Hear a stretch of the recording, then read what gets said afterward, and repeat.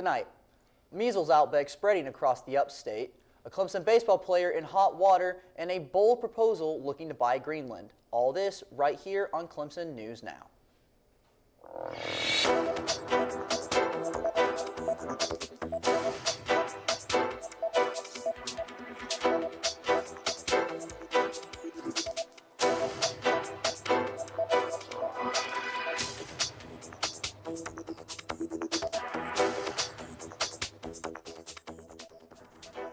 Thanks for tuning in.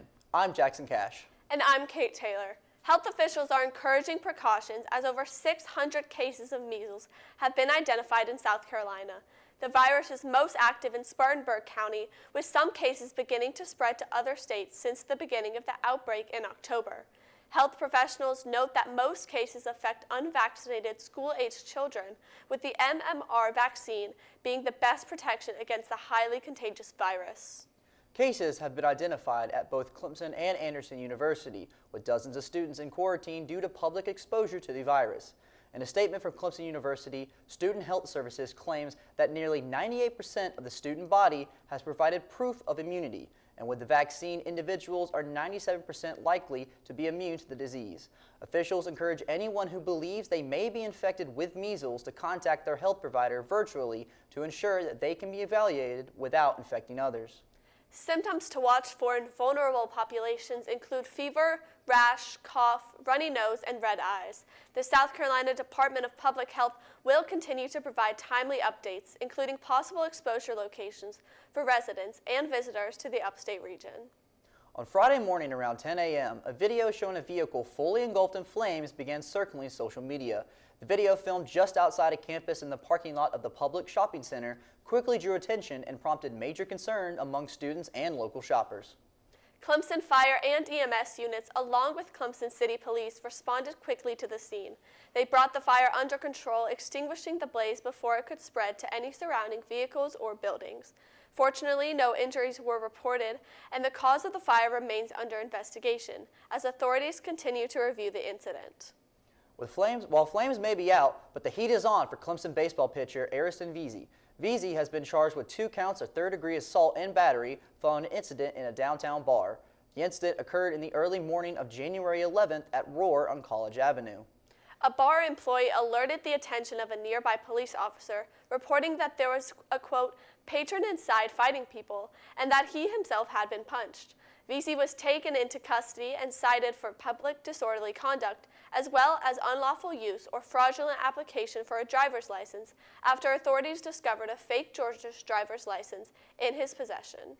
The Alabama transfer was issued a trespass notice barring him from Roar and was booked on January 14th on 2 counts of third-degree assault and battery. He was released later that morning on a $930 personal recognizance bond. Roar's management team released a statement stating, quote, "We have zero tolerance for violence or inappropriate conduct, and the safety of our staff and guests remains our top priority. The Clemson Athletic Department has declined to comment on the situation." With that off-the-field story still developing, let's go to Drew in our sports department with all the updates you need from the field. Drew, what do you have for us? Thanks, Jackson. This week in college football, fans were treated to an unforgettable national championship showdown as Indiana edged Miami in a thrilling 27-21 victory. The game featured lead changes, big plays on both sides of the ball, and a last-minute interception that sealed the Hoosiers' first college football playoff title in school history. From stand-up performances by Indiana's quarterback, Fernando Mendoza, to a late surge by Miami's defense, the championship kept fans on the edge of their seats until the final play, with Miami quarterback Carson Beck throwing a 6-yard interception on the last play of his college career. The winner only capped off an incredible season for an undefeated Indiana, but also set stage for what promises to be an exciting offseason as teams look to build towards next year's title chase. While the new national championship was crowned, Clemson athletics were back in action closer to home. Clemson gymnastics narrowly fell to the NC State Wolfpack on Saturday, the final score being NC State's 196.125 to Clemson's 195.925. This matchup between the number 14 ranked Tigers and the number 21 ranked Wolfpack was expected to be a tight head-to-head clash, and on each event, the score differed by less than .225 points. The Tigers also earned wins or tied for first place on each event. Bree Clark dominated the floor with a score of 9.925 and also tied for first in beam. Tara Walsh crushed the competition with her score of 9.9 on vault, and Ella Cesario tied for first place with her routine on bars.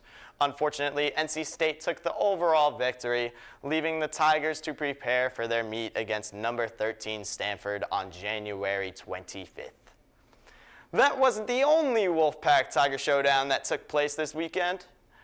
Men's basketball played a fierce game against NC State on Tuesday night, with the Tigers initially trailing at the end of the first half.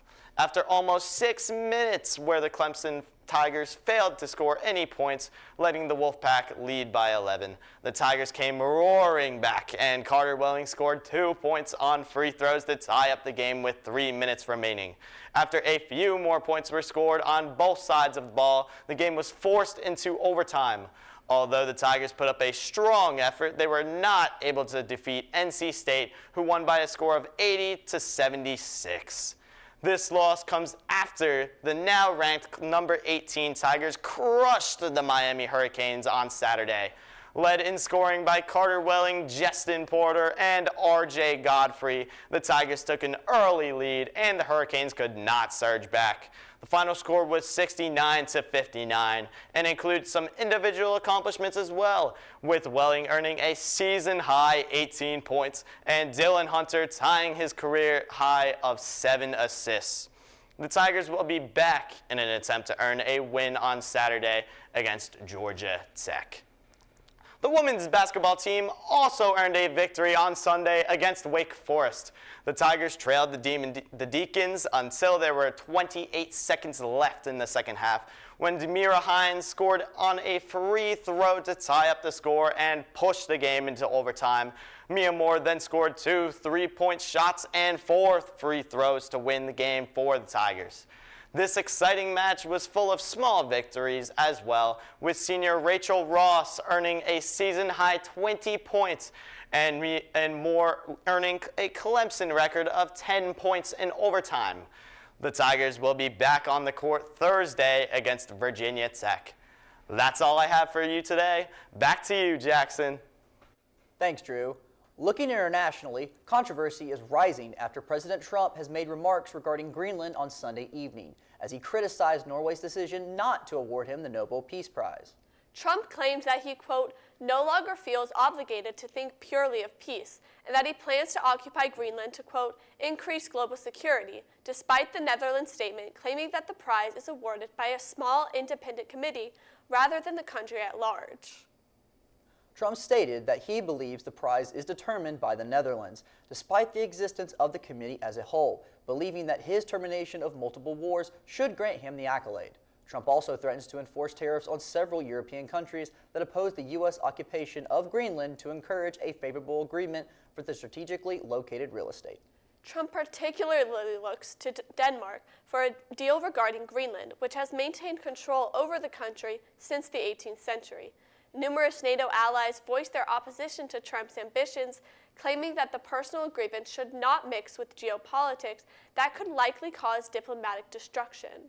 In Spain, a high-speed train collision has claimed the lives of at least 40 people near a town south of Madrid. The initial crash occurred on Sunday, January 18th at 7:45 p.m. The end of one train, containing 289 passengers on their way to the capital city, derailed, slamming itself into an oncoming train. The front of the second train carried almost 200 passengers, taking the majority of the impact, containing the largest number of casualties. According to Spanish authorities, all survivors were rescued by early morning. Some passengers had reported having to use emergency hammers to break the train's windows and escape. Police say that 159 people were injured and 41 people remain hospitalized as of Monday, January 12th. With 12 of those patients in intensive care units. Spanish Transportation Minister Oscar Puente called the crash truly strange, as it occurred on a flat stretch of the track that was renovated just last year. With the derailed train just 4 years old, the reason behind the malfunction is still being investigated. Just 2 days later, around 10 p.m. local time, another passenger train delayed in Gelida, near Barcelona, leaving 37 people injured and claiming the life of the driver. According to the Civil Protection of Catalonia's regional government, the incident occurred after heavy rainfall, with a retaining wall meant to hold back soil falling onto the tracks, derailing the train. Our thoughts are with those affected, and we will continue to follow both investigations closely as Spanish authorities work to determine what exactly went wrong. With the winter ice storm barreling our way, Kalani has the week's forecast to keep you prepared for the freezing weather. Kalani, what do you have for us? Hey Clemson, I hope you're all surviving this first real semester chill. We are expecting mostly cloudy and cold conditions this week, with a large chance of heavy rain, icy roads, and even potential snow this weekend. Here's the rundown. Highs over the weekend will range from the mid-40s down to the low 30s, with lows dropping to around 20 on Monday night. A significant storm system is moving in, with rain starting tonight and continuing into Monday morning. On Sunday, there's a 100% chance of rain, which is expected to freeze as temperatures drop into the low 30s by Monday. This storm is expected to bring heavy ice and rain, causing hazardous roads conditions and potentially affecting classes. Make sure you're prepared, as power outages are possible if ice accumulates. Looking ahead to next week, there's good news. Sunshine is coming. Temperatures will consistently be in the upper 30s, dropping to the teens and low 20s at night. Make sure you're bundled up this weekend for those snow chances. Stay warm and stay safe, Tigers. Back to you. Thanks, Kalani. Our final story comes from an artist who's back in the spotlight after almost 4 years. With new music and a highly anticipated album on the way, pop artist Harry Styles announced his first album in almost 4 years over Instagram on January 15th. The new album, titled Kiss All the Time, Disco Occasionally, will include 12 tracks that will be released on March 6th as the fourth album of Styles' career. Additionally, Styles announced that he will be releasing his first single since Satellite on January 22nd, a highly anticipated addition to his repertoire. The single will be titled Aperture and was paired with a photo of Harry Styles celebrating in the production room on his official Instagram. Phrases including "We belong together" and "See you very soon" have appeared on billboards and websites as suspense builds and fans anticipate the album in social media conversations. Fans hope that the album will live up to their monumental expectations after the success of his past albums that have earned him multiple Grammys, Brit Awards, and American Music Awards, just to name a few. As March approaches, there is no doubt that fans will continue to investigate hints on social media to make predictions about the new releases. That's all we have this week, Tigers. We'll see you back here next week with more updates. News nationally to locally, I'm Kate Taylor. And I'm Jackson Cash. Clemson News Now.